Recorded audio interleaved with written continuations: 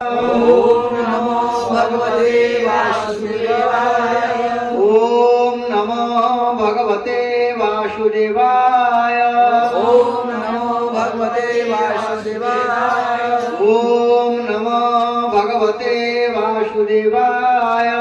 ओम नमो भगवते वासुदेवाय।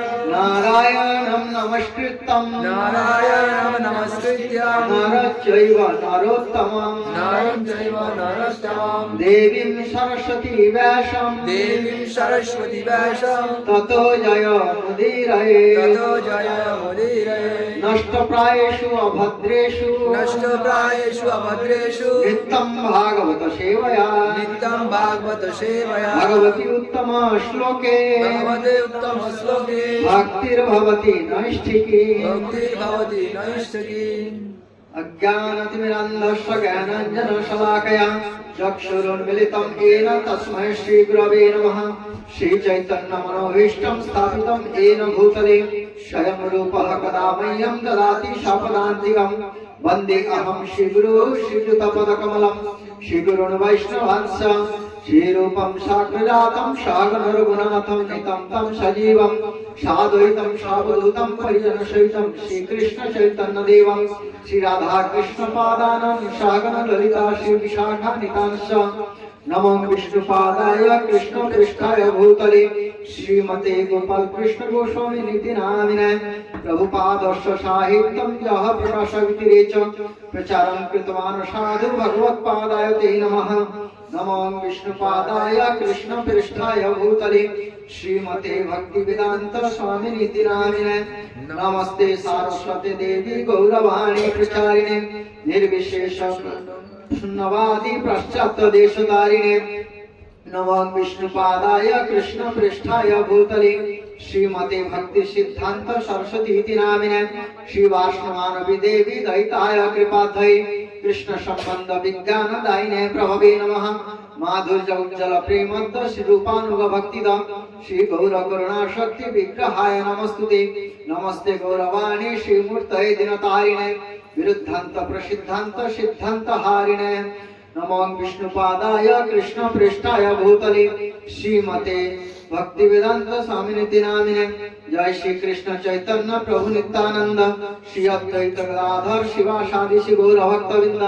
हे कृष्ण करुणा सिंधु दीनबंधु जगत्पते गोपेश गोपिका कांत श्री राधा कांत नमस्तुते।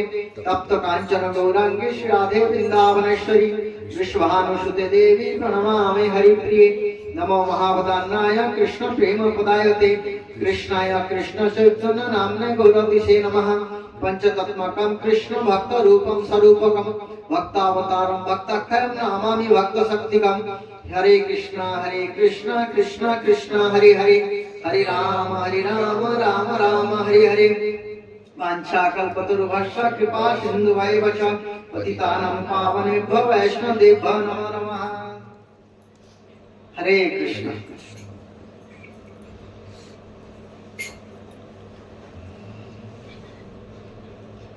सब लोग मेरे पीछे बोलेंगे, ठीक है जी। कोई भगवत गीता का एक श्लोक, आधा श्लोक, एक चौथाई भी श्लोक बोलते हैं, बोलते वो इस संसार में दोबारा जन्म नहीं लेते हैं, भगवान कृपा करते हैं और इस जगत से व्यक्ति निकाल जाते हैं। इतना महत्व है भगवत गीता महात्मा में। मैंने यूट्यूब में भी दे रखे हैं। ऐसे ऐसे है, एक राजा ने खाली छोटा सा एक शब्द पढ़ रहा था, उसमें उनका उद्धार हो गया। पूरा कथा है, तो इसीलिए श्लोक को बोलना चाहिए भगवत गीता विशेष करके। सब लोग बोलिए सर्वकर्माणि जोर में, जोर से बोलिए सर्वकर्माणि मनसा सर्वकर्माणि मनसा संन्यासास्ते सुखम वशी संन्यासास्ते सुखम वशी नवदारे पुरे देहि नवदारे पुरे देहि नैव कुर्वन्न कारयन् नैव कुर्वन्न कारयन् नैव कुर्वन्न कारयन् सर्वकर्माणि मनसः सर्वकर्माणि मनसः संन्यासस्ते सुखं वसि संन्यासस्ते सुखं वशी नवदारे पुरे देहि नवोदारे पुरे देहि नैव कुर्वन्न कारयन् नैव कुर्वन्न कारयन् सर्वकर्माणि मनसः सर्वकर्माणि मनसा संन्यासस्ते सुखं वसि संन्यासस्ते सुखं वशी नवदारे पुरे देहि नवोदारे पुरे देहि नैव कुर्वन्न कारयन् नैव कुर्वन्न कारयन् मेरे पीछे दोहराइएगा सर्व सर्व समस्त समस्त कर्माणि कर्माणि कर्म को कर्म मनुष्य मनसा मन से संन्यासः संन्यासः त्याग कर आस्ते रहता है सुखम सुखम सुख में बसी संयमी नवदारे नौ दारों वाले पूरे नगर में देही देहवान आत्मा न नहीं एवं निश्चय ही कुर्बान करता हुआ न नहीं कारयण कराता हुआ। यहाँ पर 9 शब्द जो है 3 बार आया हुआ है। 9 शब्द 3 बार दिया गया है। तो मेरे पीछे दोहराइए जब देहधारी आत्मा जब देवधारी आत्मा अपनी प्रकृति के वश में कर लेता है और मन से समस्त कर्मों का परित्याग कर देता है तब वह नवद्वार वाले नगर अर्थात भौतिक शरीर में बिना कुछ किए कराए सुख पूर्वक रहता है। बहुत सुंदर श्लोक है भगवान ने यहाँ पर दिए हैं, इसको समझना पड़ेगा। जो हमारा शरीर है हम केवल क्या है शरीर के धरातल पर सभी कार्य करते हैं, केवल शरीर के धरातल पर ही कार्य करते हैं। क्यों? क्योंकि हम शरीरधारी आत्मा है, शरीर को ही सब कुछ मानते हैं। यही कारण है क्योंकि हम जानते हैं आत्मा है लेकिन हम रियलाइज नहीं करते। हम केवल आत्मा मान लेने से आत्मा नहीं बनता, आत्मा के लेवल पर आनी पड़ती है, अपने आप को लाना पड़ता है अपने आप को, क्योंकि हम आत्मा नहीं है। भगवान कहते हैं वासांसि जीर्णानि यथा विहाय नवानि गृह्णन्ति नरोः पराणि तथा शरीरानि विहाय जीर्णानि अन्यानि संजाति नवानि देहि। हम नया शरीर कैसे धारण करते हैं बार बार? आज हो सकता है हम इंसान है, काल कर्म के आधार पर और भी जीवात्मा बहुत सारे हैं शरीर धारण करते हैं। कभी पेड़ पौधे का शरीर, कभी पशु पक्षी के शरीर, कितने प्रकार के जीव है जी? 84 लाख। जलचर नवलक्षानी, लोग गिनते हैं अरे कितने वैरायटीज है, शास्त्रों में पहले से ही वर्णन है। लोग बोलते ना देखो ऐसे वैरायटी के जीव आपने देखा है कभी? लोग दिखाते यूट्यूब वगैरह में कई जगह पे ये ऐसे ऐसे जीव है। तो भगवान ने पहले ही कह दिए जल में रहने वाले कितने हैं? 9 लाख वैरायटी, 9 लाख वैरायटीज है। अब मछली ले लो, कितने वैरायटीज के मछली है, मगरमच्छ, कितने सारे अलग अलग जीव है, शंख वगैरह सब जल में रहते हैं ना। ऐसे 9 लाख वैरायटीज के जीव जो है वो जल में रहते हैं। जलचर नवलक्षणी स्थावर लक्ष विंशति। स्थावर मतलब ये जो पेड़ पौधे हैं ये कितने हैं? 20 लाख वैरायटीज के हैं पेड़ पौधे। स्थावर लक्ष विंशति। पाशव 30 लक्षाण। पशु कितने हैं? 30 लाख वैरायटीज के पशु हैं। पक्षी नाम 10 लक्षाण, 10 लाख वैरायटीज के पक्षी हैं। कृमय रुद्र संख्या। कीड़ा मकोड़े कितने हैं? रुद्र, कितने रुद्र है? 11 रुद्र है। कृमय मतलब कीड़े मकोड़े 11 लाख वैरायटीज के। चतुर्लक्षानी मानस। मतलब सब तो ठीक है, सब तो हम समझ गए, लेकिन मनुष्य कैसे 4 लाख वैरायटीज के है ना? शंका है कि नहीं है? हम साधारणतः 3 वैरायटीज के मनुष्य देखते हैं। कौन से हैं? स्त्री, पुरुष और नपुंसक, ये 3 वैरायटीज के देखते हैं। लेकिन भागवत में वर्णन है किरात हनिंद पुलिंद पुलकश आभिरशंभा जवनाखशादया जे अन्ये च पापा जत्पाश्रयमाश्रया शुद्धन्ति प्रभ विष्णवे नमः। बोलते हैं किरात, हुनिंद, पुलिंद, पुलकश, अभी, शुंभा, जवना, खशादया, ऐसे करके 4 लाख वैरायटीज के मनुष्य है। ये जो है हनुमान जी जो है कोई बंदर नहीं है, ये किम पुरुष जाति के है, मनुष्य से बहुत उच्च जाति के हैं किम पुरुष। ऐसे यक्ष है, किन्नर है, गंधर्व है, देवता है। अब देवता में भी वैरायटीज है, 33 करोड़ देवता है। 33 करोड़ का मतलब होता है ये करोड़ों में नहीं है, 33 कोटि, कोटि का मतलब प्रकार, हिंदी में कोटि को प्रकार कहते हैं। वैरायटीज कितने हैं? 33 वैरायटीज के देवता है। ऐसे करके 4 लाख मनुष्य है। लेकिन किसी योनि में, इस मनुष्य शरीर में भी किसी शरीर में आप भगवान को पा नहीं सकते हैं, केवल इस भारत भूमि में। भारत भूमि का मतलब होता है जो 7 द्वीप है। 7 द्वीप का हम जानते नहीं है, भागवत में वर्णन है। उनमें से ये हमारा जम्बू द्वीप है। जम्बू द्वीप में भी एक कुछ सीमित जगह है जो हम लोग जन्म लिए हैं। इसी जम्बू द्वीप में भी जो ये आप देख रहे हैं लवण समुद्र के अंदर जो घिरा हुआ है, इसी के अंदर जितने प्राणी है ये भगवान की भजन करके भगवत धाम जा सकते हैं। दूसरा जीव नहीं जा सकते, जो दूसरे द्वीप में है वो नहीं जा सकते, क्योंकि उनके शरीर जो होते हैं उनके शरीर में पसीना नहीं आता है, मलमूत्र नहीं होते, बूढ़ा नहीं होते वो लोग इसी धरती में भी। लेकिन मनुष्य सबसे निकृष्ट प्राणी है और इनको दुख दिया जाता है, बहुत दुखी होते हैं ये लोग, क्योंकि यही दुख को सहन करके, दुख को समझ करके ये संसार जो है दुख भरा हुआ है, हमें निकाल कर अपने घर जाना है। क्योंकि देवता के शरीर में बहुत भोग होते हैं, वो भजन करना चाहे तो भजन कर ही नहीं सकते। एक मनुष्य ही है जो भजन करके निकाल सकते हैं। लेकिन हम किसमें बंधे हुए हैं? नवदारे पूरे देही, 9 दार वाले इस जो देह में हम बंधे हुए हैं। यहाँ पर इसलिए भगवान कहते हैं जब देहधारी जीवात्मा अपनी प्रकृति को बस में कर लेता है। प्रकृति का मतलब क्या है? जो प्रकृति क्या है? प्रकृति जो है ये जो जड़ जगत है इसको अपने बस में कर लेता है। अर्थात कैसे? ना तीनों गुणों से परे हो जाता है।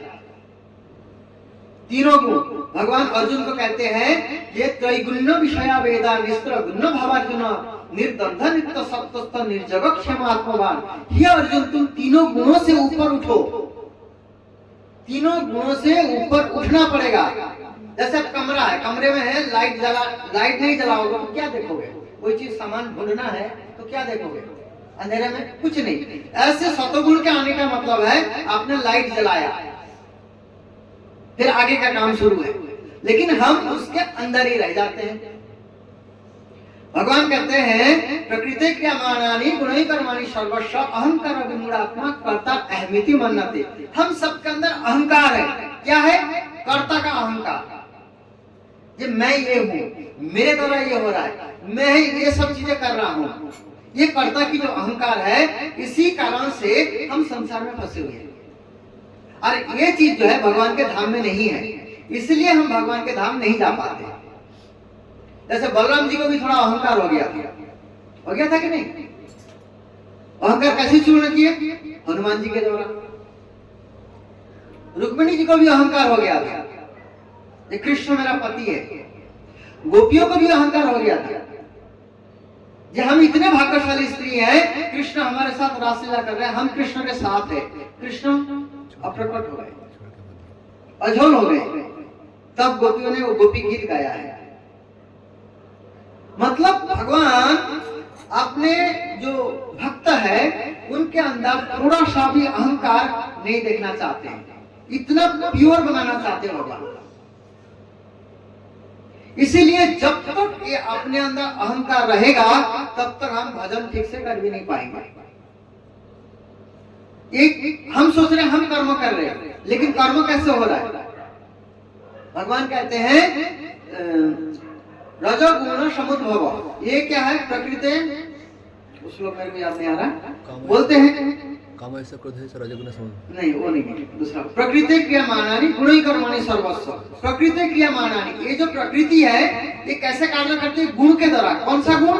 तीनों गुण, रजोगुण, सत्वगुण और तमोगुण। लेकिन हम क्या सोच रहे हैं? हम कार्य कर रहे हैं, लेकिन नहीं, हमको कार्य कराया जाता है, हम कार्य करते नहीं है। भगवान अगले श्लोक में कहते हैं शरीर रूपी नगर का स्वामी देहधारी जीवात्मा ना तो कर्म का सृजन करता है अर्थात खुद कर्म बनाता है, ना लोगों को कर्म करने के लिए प्रेरित करता है।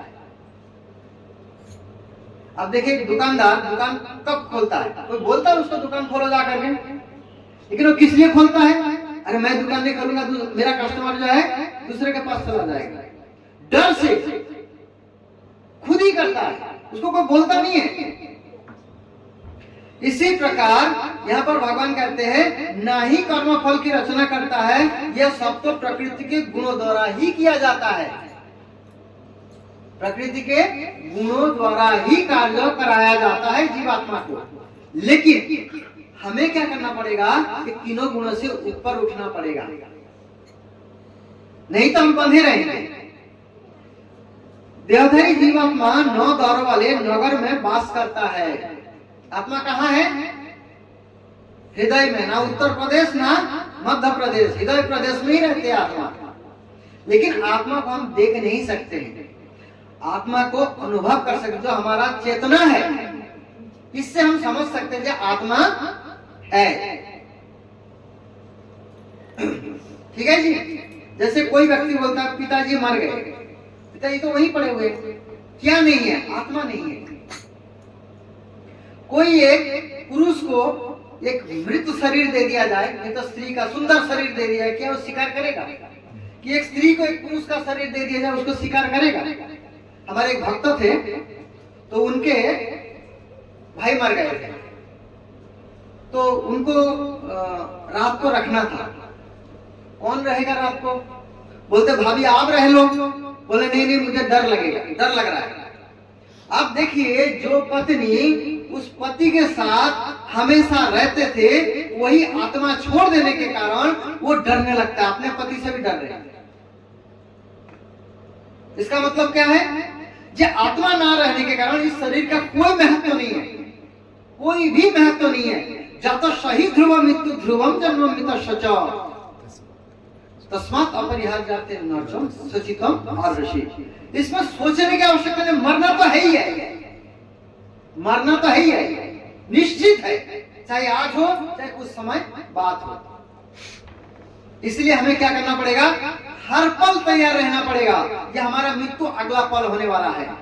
परीक्षित महाराज के पास तो 7 दिन का समय था, हमारे पास 7 सेकंड का भी टाइम नहीं है। इसलिए हमें कितना तत्पर रहना है। इसलिए आप भजन करते हैं, माला करते हैं, आप लोग बहुत भाग्यशाली है, अच्छा है। लेकिन और एक प्रैक्टिस जरूर करिए, काम करते रहिए, साथ में महामंत्र का जप करते रहिए। Always remember Krishna, never forget Krishna. Krishna का हमेशा स्मरण करिए, कभी भी कृष्ण को मत भूलिए। बस एक ही काम कर लो। गोपियां कोई माला लेकर नहीं बैठती थी, जब कृष्ण छोड़ करके चले गए, ये गोपियां रोती है तो दूसरा बोलते हैं क्यों रोते हैं, उसको काय को याद कर रहा है, वो तो लंपट है, हमें छोड़ के चला गया, हम इतना प्रेम करते हैं, हमको प्रेम नहीं करते हो, उनको काय को याद करना। तब दूसरा गोपी कहता मैं तो चाहती हूँ भूलना, लेकिन मैं भूल ही नहीं पाता। मतलब गोपियां कृष्ण को भूलना चाहते, भूल नहीं पाते। हम याद करना चाहते, हमको याद नहीं होती। यह अंतर है हम लोगों में, है कि नहीं? क्यों? क्योंकि हम बंधे हुए, बद्ध हैं। लेकिन कैसे हम मुक्त होंगे? जैसे कमल का पत्ता पानी में होते, पानी में होते हुए भी पानी उसको छू नहीं पाते, ऐसे संसार में रहते हुए ऐसे जीना सीखना पड़ेगा। आप लोग तो भाग्यशाली है, कम से कम एकादशी में कोई और फंक्शन में आप लोग वैष्णव का संग मिल रहा है, कुछ कथा सुन रहे हैं, कीर्तन कर रहे हैं, अब तो भाग्यशाली है ही। लेकिन और प्रैक्टिस करनी पड़ेगी, क्योंकि भगवान कहते हैं कोई बिड़ला ही मेरे पास आते हैं, मनुष्याणाम सहस्रेषु कश्चित् तत्ति सिद्धये तत्तामपि सिद्धनाम कशिनामिति तत्तः। हजारों लाखों करोड़ों में से कोई एक मेरी ओर आता है, उन्हें उन आने वालों में से कोई एक मुझे ठीक से जान पाता है। आ तो जाते हैं बहुत लोग, लेकिन कोई किसको पकड़ रखा है, कोई किसको पकड़ रखा है, कोई किसको पकड़ रखा है। लेकिन चैतन्य महाप्रभु को कौन पकड़ रहा है? जो चैतन्य महाप्रभु इतना कष्ट सह करके हमें भक्ति प्रदान किए, हरे कृष्ण महामंत्र का दान किए, भक्ति कैसे करना है वो सिखाए आकर के, हम उनको नहीं मानते, हम उनको फॉलो नहीं करते हैं। लेकिन जिनको जाना है भगवत धाम, अपना घर वापस जाना है, तो चैतन्य महाप्रभु का तो अनुसरण अनुकरण करना पड़ेगा, क्योंकि उन्होंने भक्ति करके सिखाए। हम गृहस्थ जीवन में रह करके भी कैसे भजन कर सकते हैं। चैतन्य महाप्रभु ब्रह्मचारी जीवन भी बिताए, गृहस्थ भी बिताए, वानप्रस्थ भी बिताए, संन्यास भी बिताए। हर आश्रम में रह करके उन्होंने शिक्षा दिए। क्यों? क्योंकि भगवान कहते हैं, भगवत गीता में कहे तो चलेंगे, जत जत आचरति श्रेष्ठ तत्व देवतरो जनो सजत प्रमाणम कुरुते लोकस्तद अनुवर्तते। जो महापुरुष है जैसे जैसे आचरण करता है, साधारण व्यक्ति जो है उसका अनुकरण करता है। इसीलिए चैतन्य महाप्रभु जो है खुद भक्त बन करके आए और आचरण करके हमें शिक्षा दिए, शिक्षा प्रदान की, आचरण करके सिखाए ये भजन कैसे करना है। इसलिए हमें नवद्वार वाले जो शरीर है, इस शरीर से हमें निकालना पड़ेगा, देहात्मक बुद्धि से ऊपर उठना पड़ेगा। केवल बोलने से नहीं होगा मैं आत्मा हूं, ये शरीर नहीं हूं। प्रैक्टिकल में भी धीरे धीरे लाना पड़ेगा। शरीर अथवा नगर रूपी शरीर के कार्य प्रकृति गुणों द्वारा स्वतः संपन्न होते हैं। ये सारा कार्य स्वतः ही संपन्न होते हैं। इसलिए देखिए सुबह जब उठते हैं तो सतोगुणी का ज्यादा प्रभाव रहता है। इसलिए लोग क्या करते हैं, मंदिर जाते हैं, बच्चे को स्कूल छोड़ने जाते हैं, है ना, ये सब कार्य करते हैं, सतोगुणी वाला कार्य करते हैं। जैसे ही थोड़ा सा दोपहर होते हैं फिर रजोगुणी का काम भागम भागी लगा रहता है। किसी को बिजनेस जाना है, ये गाड़ी इधर उधर सब भागते हैं, रजोगुणी का प्रभाव ज्यादा हो जाता है। फिर रात को क्या है, रात को मांसाहार करना, शराब पीना, स्त्रियों के साथ घूमना, कितने सारे तमोगुणी कार्य होती है। तो ये प्रभाव किसका प्रभाव है? ये गुणों का प्रभाव है। ये गुण जो है प्रभाव डाल रहा है, हमें कार्य ऐसे करा रहा है। इसलिए इस तीनों गुणों के ऊपर विजय पाना है। कैसे पाओगे? हरे कृष्णा कृष्ण कृष्ण हरे हरे, हरे राम राम राम हरे हरे। कोई आपको छू नहीं सकते, कोई आपको पीछे धकेल नहीं सकते, क्योंकि कृष्ण के नाम में, कृष्ण में कोई अंतर नहीं है। इसलिए ज्यादा से ज्यादा हरे कृष्ण महामंत्रों का आश्रय लेना पड़ेगा। हरि नाम मेरे नौका खानी श्री गुरु तर कंडारी। हरि नाम क्या है? नाव है इस भाव सागर को पार करने के लिए। और कंडारी माझी कौन है? गुरु है जो पार लगाएंगे। एक विद्वान व्यक्ति था, विदेश से आया, प्रभुपाद जी उदाहरण देते हैं, बहुत विद्वान था वो। तो एक नाव वाला मिला, ज्ञान की खुजली होती है ना, ज्ञान जिसके पास ज्यादा होता है थोड़ा ज्ञान की खुजली होती है। रिक्शा वाला को भी अब देखो ऐसे ऐसे बातें करेंगे, पॉलिटिक्स की भी पता है उसको, साइंस की भी पता है, मतलब जो टॉपिक दोगे वो सब पता है। ऐसे ऐसे बहुत सारे लोग होते हैं, खास करके ट्रेन में मिल जाते हैं। इतना ज्ञानी पूछो मत, हर प्रकार का नॉलेज है। तो ऐसे नॉलेज वालों से थोड़ा सावधान है। ऐसे भी एक ज्ञानी था, तो उनको नाव में जाना था, नदी पार करना था। तो नाव वाला कितने पढ़े लिखे होते हैं, गवार होते हैं, है ना, ज्यादा पढ़ा लिखा होता नहीं है बस। तो उसको बोले, अरे नाव वाले तुम जानते हो जियोग्राफी के बारे में? बोलते नहीं जी, हम तो कभी पढ़े नहीं, जानते नहीं है। तो ऐसे होता है, ऐसे होता है। तो उनको बहुत सारे वर्णन किया। बोले मेरे को क्या पता, मेरा तो पढ़े ही नहीं पढ़ रहा है। फिर थोड़ी देर होता है, हिस्ट्री के बारे में पता है तेरे को? बोले नहीं। ऐसे बातें करते करते उसका दिमाग खाते खाते जा रहा था। जाते थे कि अचानक तूफान आया, नदी में तूफान आया। तो उनको बोलते हैं भाई तेरे को तो सारा ज्ञान पता है, क्या तैरना आता है तेरे को? बोले ये क्या होता है तैरना? बोले बस तू ये बात जाएगा। नाव पालन किया, उसको छोड़ करके वहीं डूब के माझी पे है तैर के भाग गया।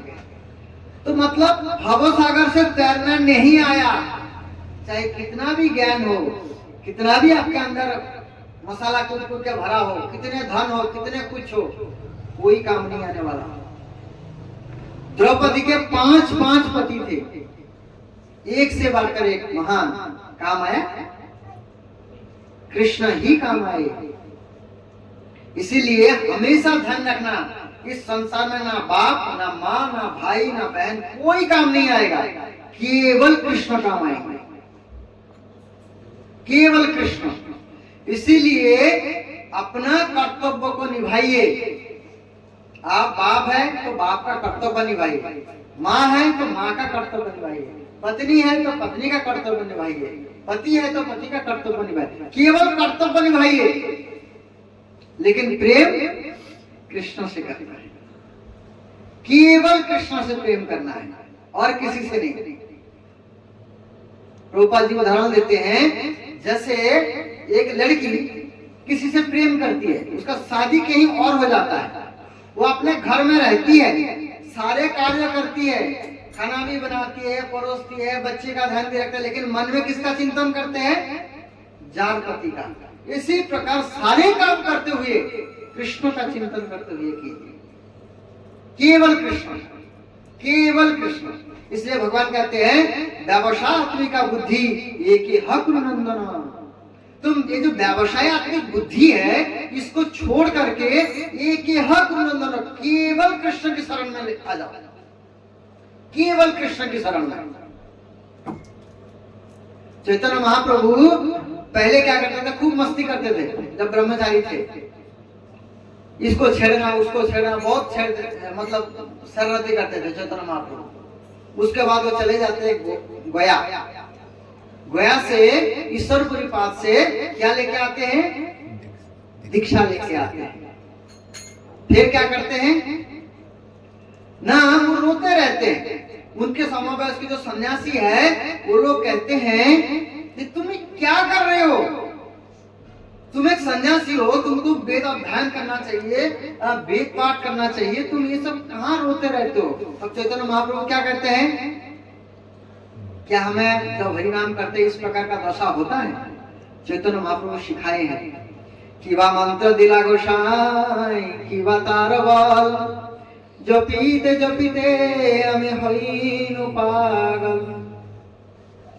पता नहीं मेरे गुरु महाराज ऐसे कौन सा मंत्र दे दिए, जैसे ही मैं हरे कृष्ण महामंत्र का उच्चारण करता हूँ, मेरे शरीर में रोमांच पैदा हो जाते हैं, मेरे रोम खड़े हो जाते हैं और मुझे इतना आनंद आने लगता है, मेरे आंखों से अश्रु रुकता नहीं है, बहता जाता है। मुझे तो और किसी चीजों में मन नहीं लगता है, केवल मैं कृष्ण के प्रेम में डूबा रहूं, डूबा रहूं, डूबा रहूं। मुझे और कोई चीज अच्छा नहीं लगता है। क्या हमारे साथ होता है हरि नाम लेते समय? अरे उससे चेक लेना है, ये भी काम करना है, ये भी काम करना, पता नहीं कितने लिस्ट होते हैं हमारे पास। इसलिए कहते हैं जो शुद्ध नाम है, एक शुद्ध नाम लेने से जितना जीव करोड़ों जन्मों में पाप नहीं कर सकता है, एक नाम काट देता है। इसलिए अभी जो हम नाम ले रहे हैं, ये कौन सा नाम है? अपराध युक्त नाम।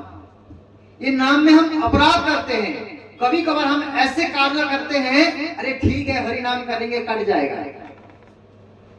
ये क्या है? नाम अपराध है। 10 प्रकार के नाम अपराध है, मेरे को याद नहीं था, कोई टॉपिक लेता मैं।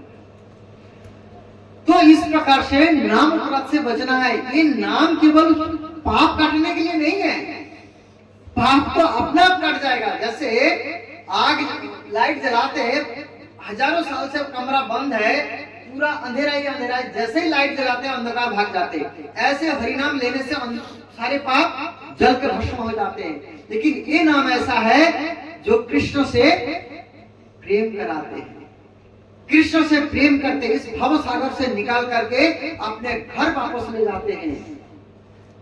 अब देखिए एक प्रसंग आता है, सब जानते हैं आप लोग। जय विजय का प्रसंग जानते हैं ना सभी लोग? हाँ जी, जानते हैं ना? सनत कुमार और चारू कुमार ने श्राप दिए थे। जब उनको श्राप दिया गया तो भगवान खुद आ गए, क्योंकि भगवान की इच्छा था। रूप गोस्वामी पाती ने भक्ति रसामृत सिंधु में अलग अलग रसों के वर्णन किया है। जो भगवान सभी रसों का रस लेते हैं, परकिया रस, वीर रस, माधुर्य रस, ऐसे करके बहुत सारे रस हैं। तो भगवान लड़ना चाहते हैं, भगवान को लड़ने की इच्छा होती है, खुजली होती है भगवान को लड़ने के लिए। अब भक्त तो लड़ेंगे नहीं, कौन लड़ेगा? शत्रु ही कोई लड़ेगा। तो भगवान ने जय विजय को श्राप दिलाए। श्राप दे करके क्या किए? बोलते हैं, हे मुनि कुमार, आप लोगों ने श्राप दिए हैं, लेकिन निर्धारित कर दो कितना समय तक रहेगा। तो भगवान ने प्लानिंग किए, जे तुम यदि मुझसे प्रेम करोगे, मतलब भक्त बन के आओगे, तो 7 जन्म रहना पड़ेगा। कितने जन्म? 7 जन्म। लेकिन मेरा शत्रु बनोगे तो केवल 3 जन्म में वापस आ जाओगे। कितने जन्म में? 3 जन्म। तो उन्होंने क्या चूज किया? शत्रु बनना है। क्यों बनना? जल्दी वापस। क्योंकि जो भक्त है, जो भगवान से प्रेम करते हैं, वो भगवान के बिना एक पल भी रहना नहीं चाहते, एक पल भी रह नहीं पाते। अब सोचिए कितना प्रेम होगा। लेकिन हम क्या करते हैं? पहले सारा काम निपटा ले, फिर देखेंगे माला। वो भी समय बचा तो नहीं बचा तो कोई बात नहीं, काल है, काल करेंगे। मतलब हमारा प्रेम कैसा है आप खुद सोच सकते हैं, देख सकते हैं, परख सकते हैं कि हमें कितना भगवान से प्रेम करने की आवश्यकता है। समझ रहे हैं? हमारे जैसे यहाँ पर परिवार है ना, हमारे सबके, भगवान के धाम में भी अपना सबका परिवार है। वहां पर क्या परमानेंट है।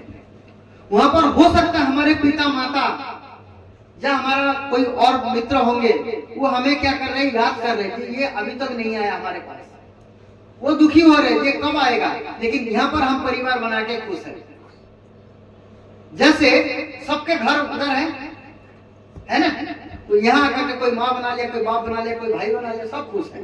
वो रिश्ता को भूल रखे, कभी कभी याद आते हैं, है कि नहीं? तो इसी प्रकार हमारा परमानेंट परिवार है भगवान के धाम में। लेकिन हम सब कुछ भूल करके यहाँ बैठे हुए हैं, केवल कष्ट भोग रहे हैं। थोड़ा सा सुख के लिए, थोड़ा सा सुख, थोड़ी थोड़ी सुख के लिए हम फंसे हुए हैं। क्या सुख है? शारीरिक सुख, थोड़ा खाने का सुख, खाना, आहार, निद्रा, भय, मैथुन, 4 कार्यों में रमे हुए हैं।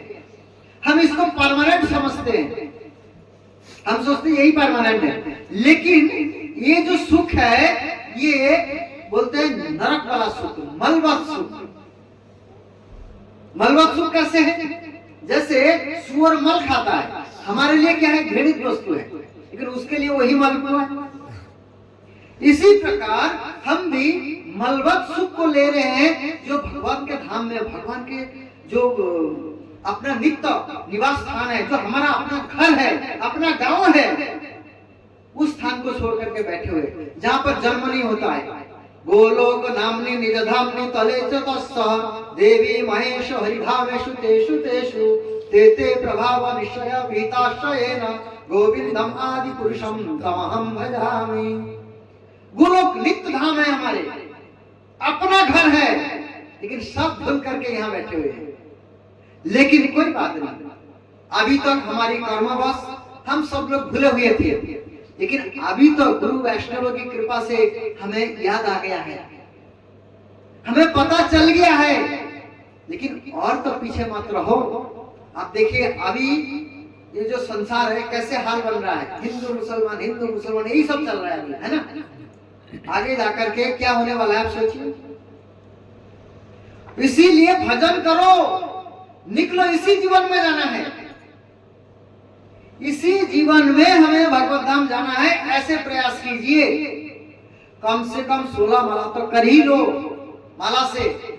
इसके बाद जितना हो सके अपना करते रहो, 24 घंटे मन लगाते रहो कृष्ण में। काम करने में माना नहीं है। काम करो, काम तो करना पड़ेगा। भगवान खुद कहते हैं कर्म के बिना तो जीवन निर्वाह भी कठिन है। कर्म तो करना पड़ेगा, लेकिन असली कर्म क्या है? इस अध्याय का नाम ही है कर्म जो कृष्ण भावना भावित कर्म। कृष्ण को बीच में लाना पड़ेगा, सब कृष्ण के लिए होना चाहिए। कृष्ण का संसार करी छाड़ी होना चाहता। ये सब जो भजन गाते हैं हमारे जो आचार्य लोग देखे गए, क्यों देखे गए? ये सब भागवतों का सार है। हमें अनाचार छोड़ करके कृष्ण का संसार करना पड़ेगा, क्योंकि हम सब कौन है? वासुदेव कुटुंबकम। हम सब भगवान वासुदेव के कौन है? कुटुंब है, बंधु है। वासुदेव ही अपने हैं और कोई अपना नहीं है इस संसार में। अब देखिए, एक परिवार में हम कितना प्रेम से रहते हैं। एक व्यक्ति कितना कमाता है, सारा दिन पत्नी बच्चा ये वो करके एक समय मर जाते हैं, उसको कितना समय तक याद रखता है बताइए? जैसे तरबी हुआ नहीं, सब भूला, फिर काम काज में लग गया, फर हो गया। वो जो इतना मेहनत किया, इतना बलिदान किया, कौन पूछता है? उसने लाखपति बना के बेटा बोलता मेरे को करोड़पति बनना है, करोड़पति बना के क्या बोलता अरबपति बनना है। अब देखिए, किसी के लिए कितना भी धन छोड़ के जाइए, उसका बच्चा आगे क्या करेगा? वो जीरो से स्टार्ट करेगा, उसी को जीरो मानेगा, जीरो से स्टार्ट करेगा। कोई ऐसा है कि नहीं हमारे पास तो बहुत कुछ है, मैं भजन करूंगा, अपना जीवन जीऊंगा? ऐसा कभी मिला है कोई? वो उसी को वहीं से शुरुआत करेगा। लाखपति है तो लाखपति से शुरुआत करेगा, करोड़ों बनने का प्रयास करेगा, लेकिन भजन के लिए नहीं करेगा। कोई व्यक्ति शराबी बन जाता है, उसका बच्चा कोई डाकू बन जाता है, बदमाश बन जाता है, बोलते ठीक है कमा के ला रहा है, लेकिन वही बच्चा भक्त बन जाए तो माँ बाप को प्रॉब्लम होने लगती है। क्यों? वो तो बेकार हो गया, हाथ से निकाल गया। ये सबसे महत्वपूर्ण चीज है कि कृष्ण को समझना, कृष्ण को जान जाना और कृष्ण के लिए, कृष्ण को पाने के लिए प्रयास करना। यही जीवन का उद्देश्य है, यही जीवन का लक्ष्य है, और लक्ष्य होना ही चाहिए।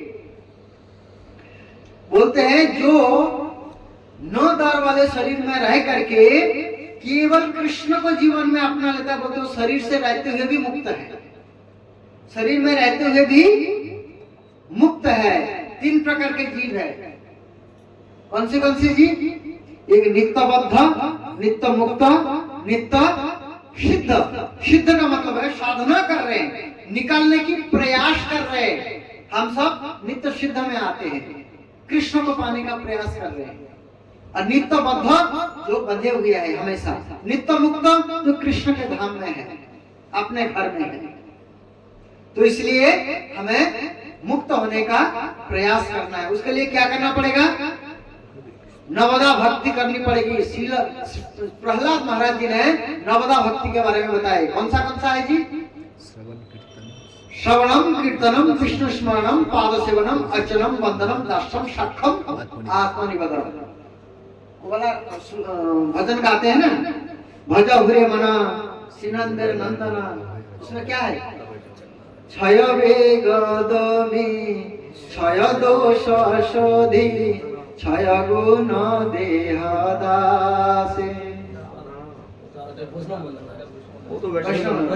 उसमें भी है कमल दल दल जीवन टलमल वाला है ना। ये जीवन कैसा है? जैसे कमल के पत्ते में जल के अंदर टलमल करता है, टलमल करता है, ऐसे मनुष्य जीवन है, क्षणिक है। भजे हुरे मनो श्री नंदन नंदन। हे मन, तुम भजन करो, किसका करो? श्री नंदेर नंदन, भगवान श्री कृष्ण का भजन करो। लेकिन हम लोगों को भजन कौन सा अच्छा लगता है? जो हमें पसंद है ना? ये भजन मुझे अच्छा लगता है। लेकिन वैष्णव से गाया हुआ जो भजन है, वो भजन हमें सुनना है, क्योंकि वो हमें पवित्र करने वाले हैं। क्योंकि शुद्धता, वैष्णव की जो प्रार्थना है हमारे अंदर इतना योग्यता नहीं है कि हम इस प्रकार से शुद्ध हो जाए, लेकिन उनकी कृपा से, उनकी प्रार्थनाओं को गा गा करके हम शुद्ध हो सकते हैं, है ना जी। तो इसलिए ये जो वैष्णव भजन दिया गया है ये पढ़ना चाहिए, उनके सार को समझना चाहिए और हमें भगवान से प्रार्थना भी करना चाहिए। एक सुंदर भजन है, गोपीनाथ मम निवेदन, है ना, कितना सुंदर ये भजन है। हे गोपीनाथ, मेरा निवेदन यही है, मैं सबसे विषयी हूँ, मैं सबसे बेकार व्यक्ति हूँ, मैं अपने प्रयास करके देख लिया या अपने प्रयास से जी नहीं सकता हूँ, कृपा करके आप मुझे क्या करिए, कृपा कीजिए, अपने प्रयास से मुझे उबारिए। बहुत कड़ियां हैं उसमें, ये सब पढ़ना चाहिए। देखिए सबसे पहले क्या है, श्रवणम, सुनना चाहिए, लेकिन किसका सुनना चाहिए, वैष्णव के मुख से। अभी YouTube में देखिए बहुत सारे वैष्णव का उपलब्ध है, सत्संग वगैरह आता है, तो वैष्णव के मुंह से सुनना चाहिए, वो हमें शुद्ध करेगा। लेकिन हम लोग ज्यादातर भजन किसके सुनते हैं, चरित्रहीन लोगों का, जिनके कोई ना भक्ति में कोई मतलब है ना कुछ है, पैसा के लिए गाया हुआ भजन है, केवल मनोरंजन और कुछ नहीं है। अब देखिए इतने कथा होते हैं, पूरे वर्ल्ड में कितना कथा है, कथावाचक है।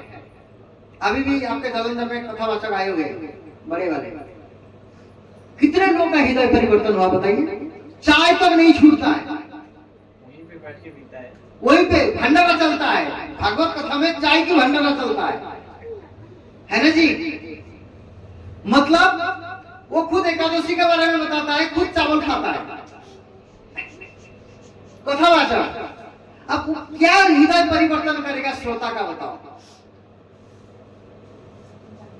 8 लाख 10 लाख दोगे जी तभी कथा करें, अभी कथा वाचक मतलब कम है, बेचक ज्यादा है। तो ऐसे लोगों से बचे। परीक्षित महाराज इसलिए हमारे लिए प्रश्न पूछे हैं सुखदेव गोस्वामी महाराज जी को, जे किन के मुंह से कथा श्रवण करना चाहिए। सुखदेव गोस्वामी महाराज कहते हैं, वैष्णव मुखत ज्ञानम, वैष्णव मुखत ज्ञानम, वैष्णव के मुख से जो आया हुआ ज्ञान है उसी को सुनना चाहिए। अवैष्णव मुखत ज्ञानम, जो अवैष्णव के मुंह से ज्ञान आता है कैसा है, सर्प उच्छिष्ट अथोपयम, सांप जैसे दूध, पयम का मतलब होता है दूध। एक पयो व्रत भी आते हैं, दूध में किया हुआ व्रत कौन किए थे जी, अदिति ने किए थे पयो व्रत। 12 दिन का व्रत होता है, केवल दूध पी के रहना होता है। भगवान स्वयं उनके पुत्र बनने के लिए आए, स्वयं पुत्र बने भगवान पयोव्रत के प्रभाव से। किसी को भगवत धाम जाना है तो पयोव्रत जरूर करना चाहिए। 12 दिन का व्रत होता है, केवल दूध पी के रहना होता है, वो भी ऐसे नहीं खाली पीते जाओ दूध, मतलब भजन ज्यादा से ज्यादा करना चाहिए और दूध पी के जीवन निर्वाह करना चाहिए। हमारे प्रधानमंत्री जी भी बहुत अच्छे हैं। अब देखो जब रामलीला का उन्होंने रेनोवेशन किए थे, उद्घाटन किए थे, 11 दिन तक उन्होंने एक नारियल पानी पी करके रहे। कितनी बड़ी बात है बताइए। हम लोग एक दिन के लिए व्रत करते हैं, हमारे हालत खराब हो जाते हैं, तो एक प्रधानमंत्री होकर के भी 11 दिन तक एक नारियल पानी पी करके, डेली एक नारियल पानी पी करके उन्होंने व्रत किए। समझ रहे हैं? तो कितना श्रद्धा है। तो हम लोग तो वैष्णव है, हमें तो कृष्ण के लिए कष्ट उठाना है। धर्म रक्षति ही रक्षिता, हरे कृष्ण, धर्म रक्षति ही रक्षिता। जो धर्म की रक्षा करता है, धर्म उनकी रक्षा करता है। कभी कभार हम क्या सोचते हैं, अरे हम तो भगवान का भजन कर रहे हैं, कोई कष्ट आ जाता है, भगवान हमारी रक्षा क्यों नहीं किए? क्योंकि हम उतना बड़ा भक्त नहीं बने, क्योंकि हम सोचते हैं हम खुद कर लेंगे इस चीज को, इसलिए भगवान बोलते हैं ठीक है कर ले। क्योंकि भगवान कहते हैं भगवत गीता, जोगक्षेमम वहाम्यहम्, मैं तुम्हारा भार वहन करूंगा। तो एक बार क्या हुआ, एक ब्राह्मण थे, हरे कृष्ण, एक ब्राह्मण थे, वो बहुत अच्छा भजन करते हैं भगवान के, बिल्कुल मतलब भगवान के ऊपर ही भरोसे में रहते थे। लेकिन उनका 7-8 बेटियां थी। कितने?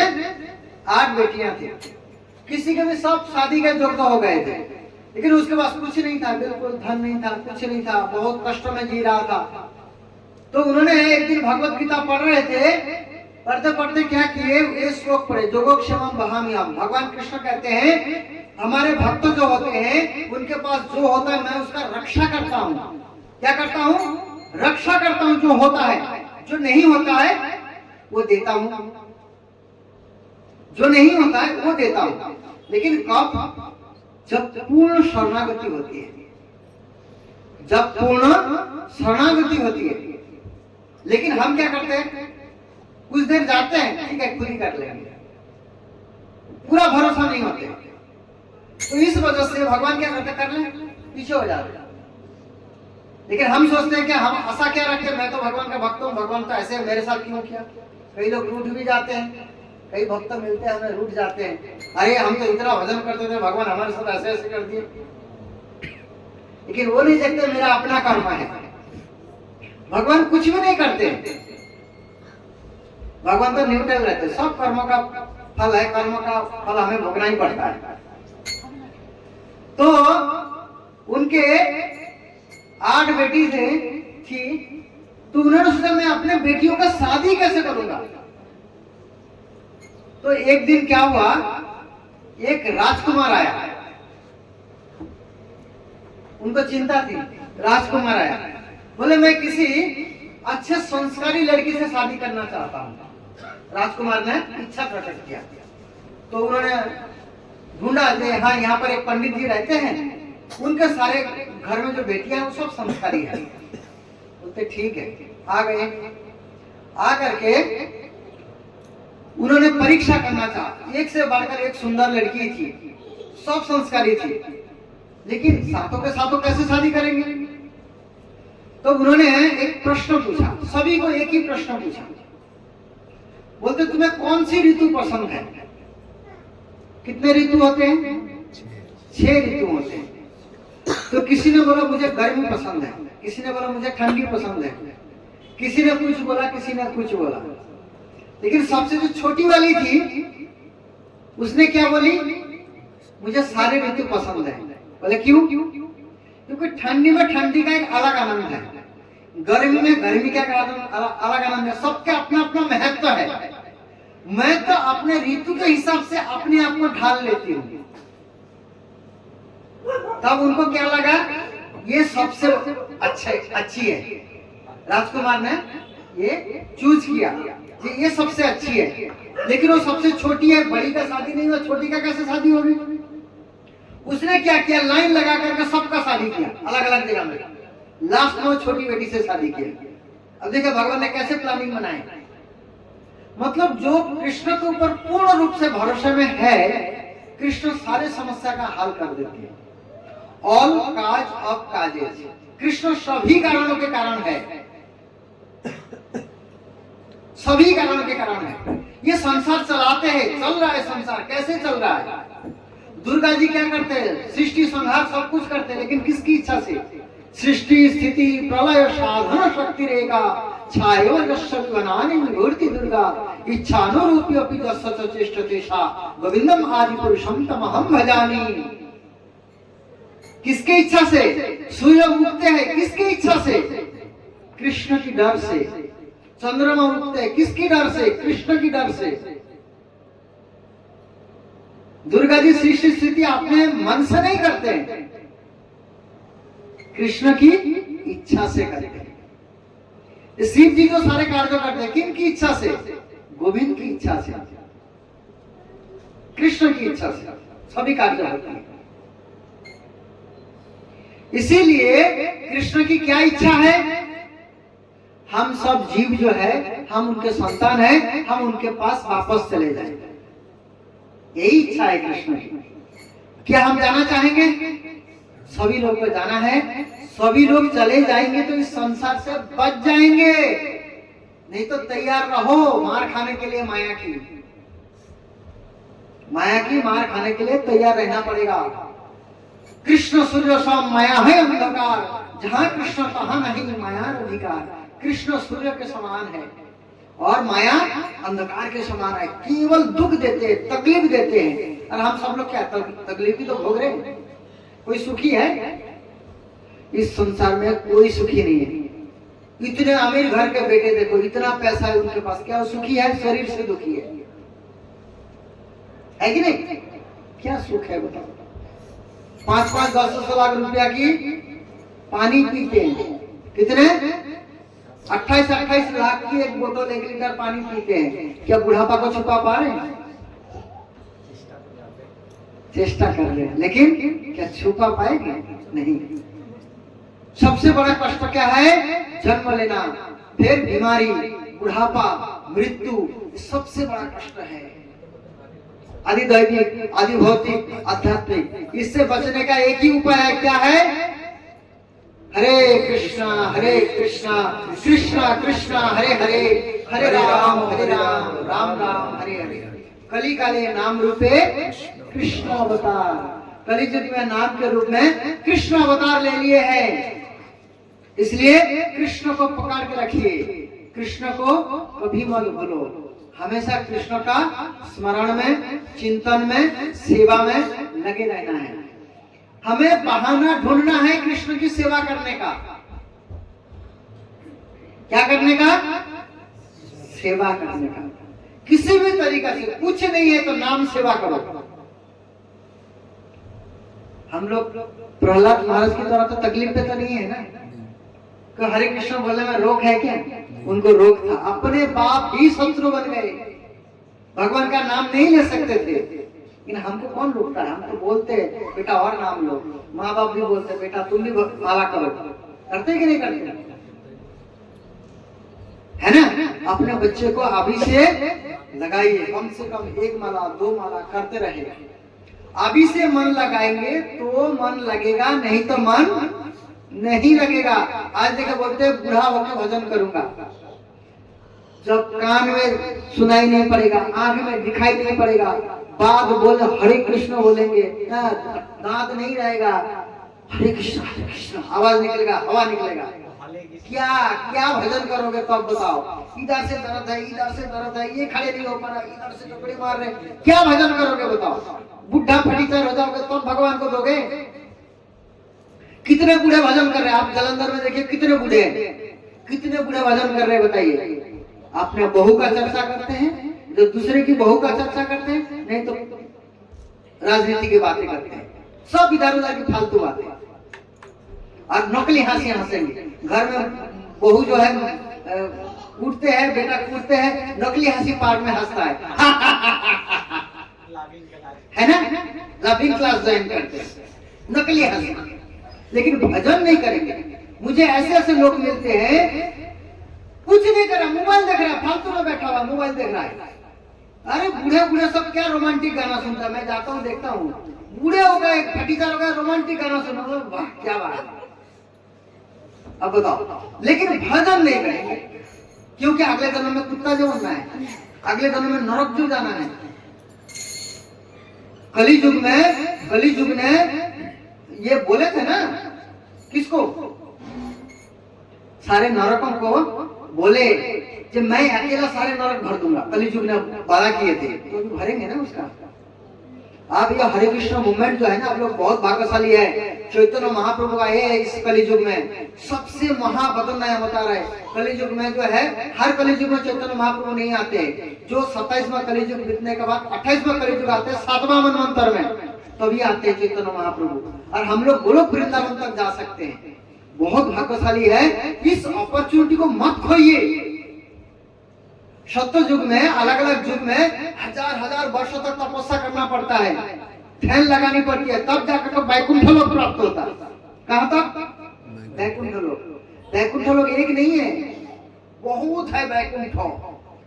क्या कहते हैं, विष्णु, केशव, माधव, पुंडरी, सदाशिव, ऐसे करके सबके अलग अलग लोग हैं। नरसिंह भगवान क्या, वो भी वैकुंठ लोक में रहते हैं, नरसिंह भगवान भी। लेकिन गोलोक वृंदावन जो है सर्वश्रेष्ठ, टॉप मोस्ट फ्लोर है, सबसे ज्यादा आनंद है कहाँ? वृंदावन में। अब लक्ष्मी जी वैकुंठ में रहती है। लक्ष्मी जी रासलीला में नहीं जा पाए। तो भगवान श्री कृष्ण रासलीला किए थे तो लक्ष्मी जी को भाग्य नहीं मिला, इसलिए बेलवन, अभी बेलवन का मेला काल हुआ था, तो बेलवन के वहां पर जो लक्ष्मी जी आकर तपस्या किए फिर भी नहीं जा पाए, क्योंकि लक्ष्मी जी जो है ऐश्वर्यशाली भक्त है। और गोलोक वृंदावन में ऐश्वर्य नहीं चलता है, ऑपुलेंस नहीं चलता है। वहां पर तो बिल्कुल सिंपल गांव की ग्वालिन जैसे गोपियां। इसलिए चैतन्य महाप्रभु क्या कहते हैं? गोपीर भरता पद कमलो दासो दासानुदास। गोपियों के चरण चिन्ह पर चलने वाले जो दास है, दासों के दासों के दासों के दास बनना है, ये क्वालिटी होनी चाहिए बस। बहुत सुंदर।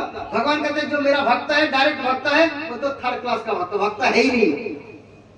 भगवान ने मना कर दिया, वो भक्त है ही नहीं मेरा।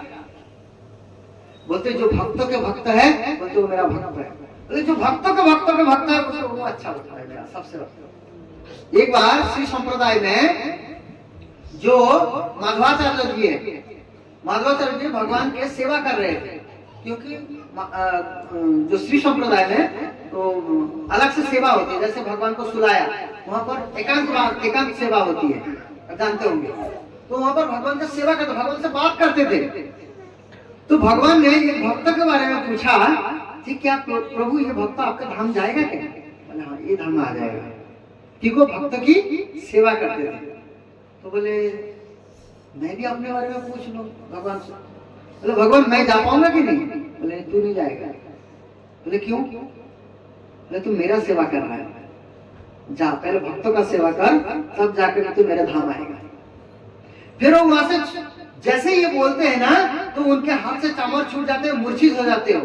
फिर जब मूर्छा खुलता है फिर चले जाते श्रीरंगम, वहां जाकर के वैष्णव की सेवा में लगते, क्योंकि वो बहुत ऐश्वर्यशाली भक्त थे, बहुत अच्छे भक्त थे। वो गुप्त रूप में रहते हैं, वहां पर गुप्त रूप में रह करके वो वैष्णव की सेवा करते हैं, गायों की सेवा करते हैं। फिर 6 महीने के बाद वापस आते हैं। फिर भगवान बोलते अभी तू लायक हो गया, अभी तू लायक हो गया भगवत धाम जाने का, अपने धाम जाने का। मतलब जो वैष्णव की सेवा नहीं करेगा, भक्तों की सेवा नहीं करेगा, केवल भगवान की सेवा करेगा, वो तो भगवत धाम नहीं आ सकते। इसलिए भक्तों की सेवा करना चाहिए। वैष्णव कौन है? विष्णु जानाति इति वैष्णव। जो भगवान विष्णु को जान लिया है, जो भगवान विष्णु का नाम ले रहे हैं, वो भी वैष्णव है। कई बार क्या करते हैं, जो वैष्णव अपराध होते हैं ना, जो अभी वैष्णव बना नहीं, यदि कोई व्यक्ति उसका अपराध करता है, बाद में वैष्णव बन जाते हैं, वो अपराध लग जाता है। वैष्णव अपराध 8 प्रकार के होते हैं। वैष्णव को देख के प्रसन्न नहीं होना, ये भी अपराध है। वैष्णव को देख के प्रसन्न नहीं होना, ये भी अपराध है। वैष्णव के बारे में कुछ गलत सोच लेना, जैसे गदाधर पंडित थे। गदाधर पंडित जो है वो बैरागी भक्त थे। गदाधर पंडित कौन है? स्वयं राधा रानी। वो बैरागी भक्त थे, तो उनको पुंडरीक विद्यानिधि से मिलाने के लिए लाए। ये चलो एक वैष्णव से मिलाता हूं। तो उन्होंने आकर के क्या देखा, पुंडरीक विद्यानिधि जो है वो कौन है? राधा रानी के पिता थे, विश्वभानु जी। चैतन्य महाप्रभु का अवतार में पुंडरीक विद्यानिधि बने। वो सोने के सिंहासन में बैठे हुए थे, रेशमी वस्त्र पहने हुए थे, सोने का पीपदान रखा हुआ था पान खा के थूकने के लिए। मतलब फुल ऐश्वर्य में थे, ऑपुलेंस में। तो उन्होंने केवल मन में सोचा कि ये कैसे वैष्णव है। केवल मन में गदाधर पंडित ऐसे सोचे ये कैसे वैष्णव है, इतना हाई फाई, इतना सारा कुछ। तो उनके साथ कौन गए थे? गोविंद, मुकुंद प्रभु थे। तो उन्होंने बोले, गदाधर के मन में डाउट आ गया, तो उन्होंने एक श्लोक बोले 10वां स्कंद के, जो पूतना को भगवान ने जो माँ का स्थान दिए, अहो बकीय सन कालो कूटम, ये वाला श्लोक उच्चारण किए। जैसे ये वाला श्लोक उन्होंने सुना, पुंडरीक विद्यानिधि इतने प्रेम भाव में आ गए, अपने कपड़े को फाड़ दिए, सिंहासन से कूद पड़े, मूर्छित हो गए, 72 घंटे तक मूर्छित रहे। इतने कृष्ण प्रेम में मतलब अष्टविकार भाव में आ गए केवल ये श्लोक सुन करके। तब गदाधर पंडित बहुत डर जाते हैं, बोलते मैंने एक महान वैष्णव का अपराध कर दिया, इतने महान वैष्णव उनका अपराध कर दिया। फिर उन अपराध को, जबकि अपराध थे ही नहीं लेकिन मन में सोचे थे, तब जाकर के वही गदाधर पंडित जो है पुंडरीक विद्यानिधि को गुरु बनाते हैं बाद में। ऐसे ऐसे वैष्णव के है ना जी। तो इसलिए बहुत सावधान, विशेष करके हमारे जो वैष्णव लोग हैं, अनजान में भी अपराध हो जाए, इसलिए जब मिले तो हमें क्षमा प्रार्थना मांगनी चाहिए। कुछ इस प्रकार से भक्ति नष्ट हो जाएगा, खत्म हो जाएगा। जैसे हाथी गार्डन में घुस जाते हैं तो क्या होता है, तहस नहस करता है। ऐसे भक्ति तहस नहस, भक्ति कोई नष्ट नहीं हो सकता, भक्ति को कोई नष्ट नहीं कर सकते, केवल वैष्णव अपराध खत्म कर देंगे। ऐसा तो है ही नहीं भक्ति। ये मत सोचो ये छोटा वैष्णव है, इनका अपराध कर सकते हैं, नहीं। किसी भी वैष्णव का अपराध कभी भी नहीं करना चाहिए, बचना चाहिए।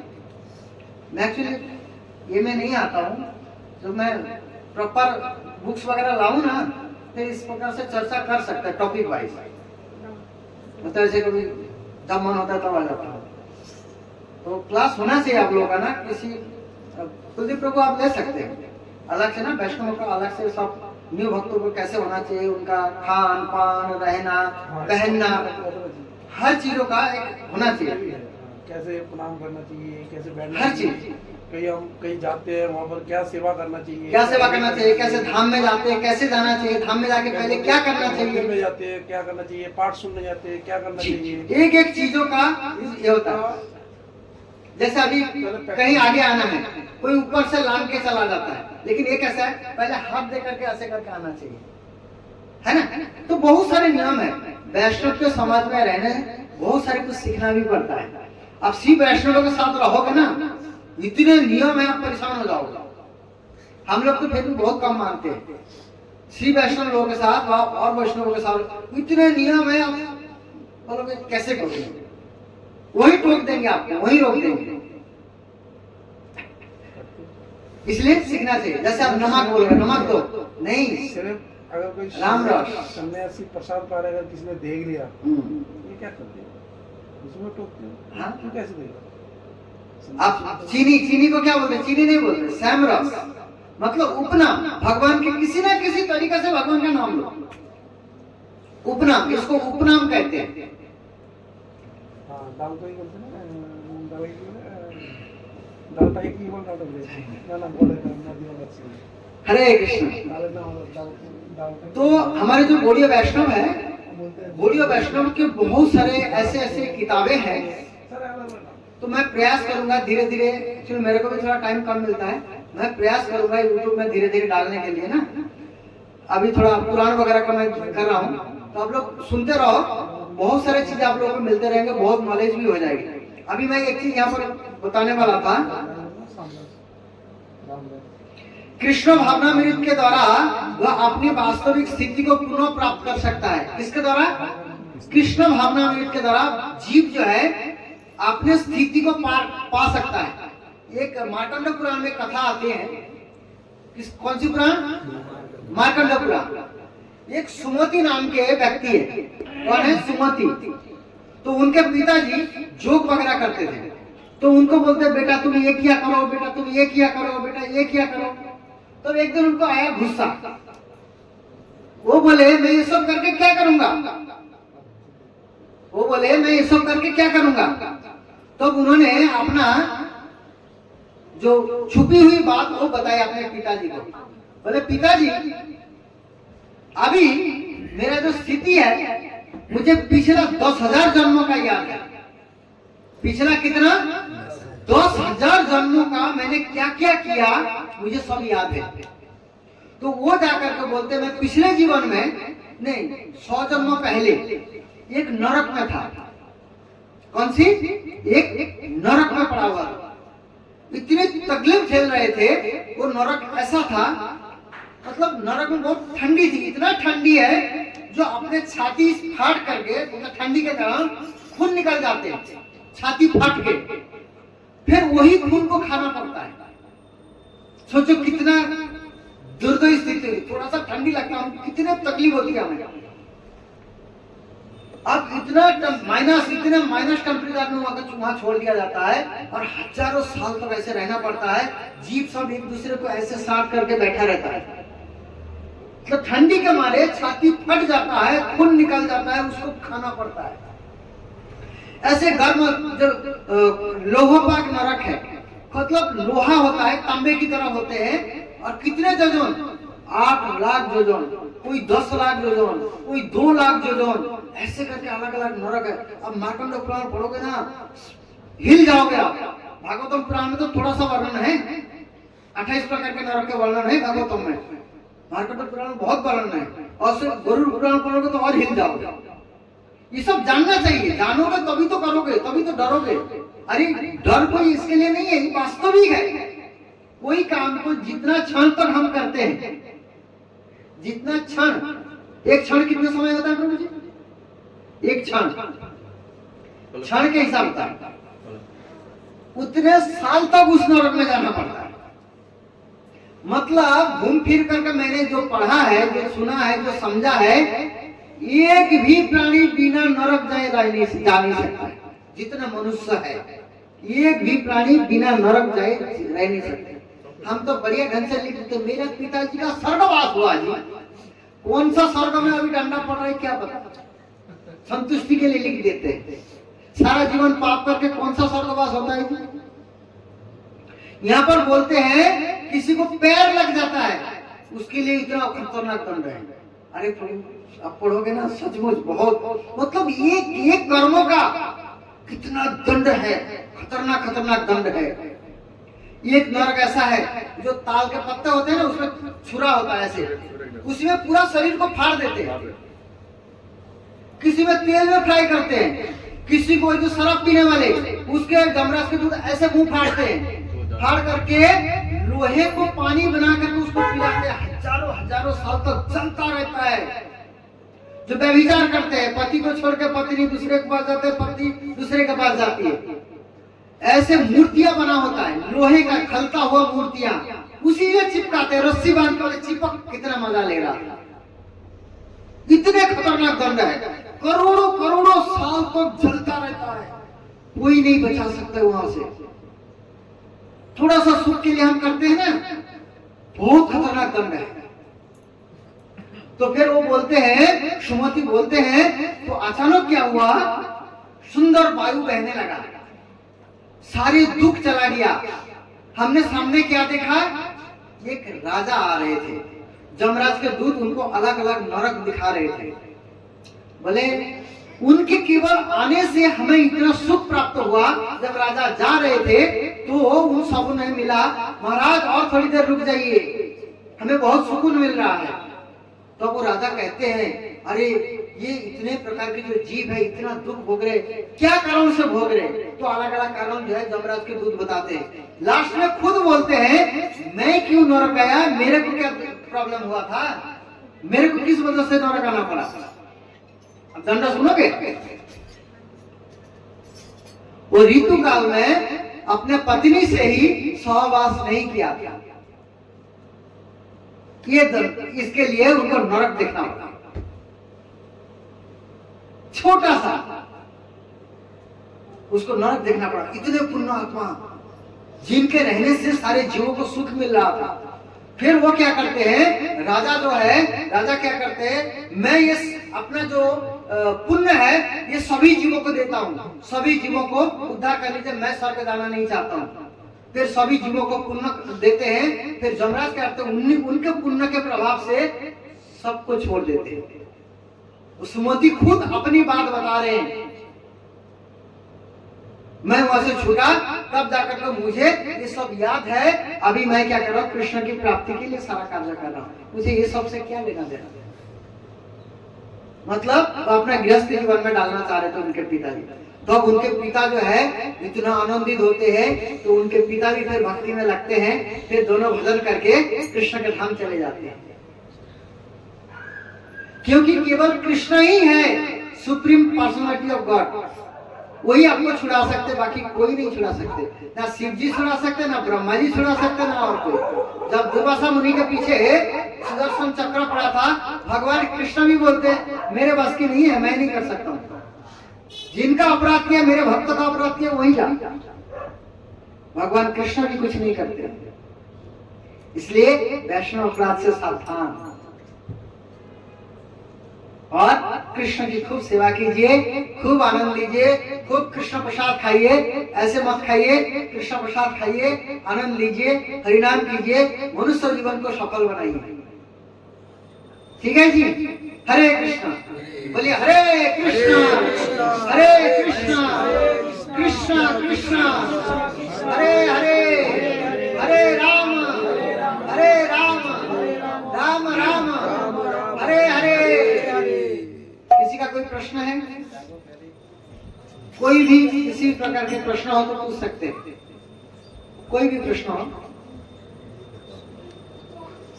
प्रश्न तभी नहीं होता है जब सब कुछ समझ जाते हैं। ये सब समझ गए, और नहीं तो कुछ भी नहीं समझे, ये सब समझ गए, है ना जी। कोई प्रश्न किसी के पास प्रश्न पूछना चाहिए, अर्थात ब्रह्म जिज्ञासा। भगवान को पाने के लिए हमें प्रश्न पूछना चाहिए। मुझे ये प्रॉब्लम हो रही है, भक्ति में ये कमी आ रही है, मैं इसको कैसे करूं, ये सब चीजें पूछना चाहिए। तद विद्धि प्रणिपातेन परिप्रश्नेन सेवया उपदेक्षन्ति ते ज्ञानम गहनम तत्त्वदर्शिनः। तत्वदर्शी गुरु के पास जाना चाहिए, उनको आपने कल्याण के लिए तत्वज्ञानी आत्मज्ञान प्रश्न का पूछना चाहिए, जो मेरा कल्याण कैसे होगा। और प्रश्न पूछा जाता है दूसरे के कल्याण के लिए, अपने कल्याण के लिए, चैलेंज के लिए नहीं, है ना जी। हरे कृष्ण। आप सभी लोग समझ गए होंगे। सभी लोग आज से माला करेंगे ना, जो माला करते हो बढ़ा दीजिए। देखिए हम कई लोग को बोलते हैं माला करो, बोले हम बांधना नहीं चाहते। क्या बोलते हैं? बांधना नहीं चाहते हैं हम, फ्री ठीक है। मैं बोल के आता हूँ भाई, यहाँ कृष्ण की बंधन में नहीं बांधोगे ना, माया तो बांधेगा ही बांधेगा, नशा ही रहे माया। जो कृष्ण की बंधन में नहीं बांधेगा वो माया की बंधन में बांधेगा। इसलिए आप अपने माला को बांध दीजिए। मुझे इतना माला जप करना है, फिर ना तो टीवी देखने का टाइम मिलेगा, ना पड़ोसी के साथ फालतू चर्चा करने का टाइम मिलेगा। क्यों? क्योंकि हमें कृष्ण की माला करना है, सेवा करना है। मुझे मेरे पास टाइम नहीं है। हम लोग सोचते इतना टाइम कमी है हमारे पास, सही बता रहे, क्योंकि माला के लिए टाइम नहीं बचता है। इसलिए हमें माला में बांध देना चाहिए। देखिए 100 काम छोड़ करके क्या करना चाहिए? प्रसाद पाना चाहिए। 100 काम छोड़ के प्रसाद पाना चाहिए।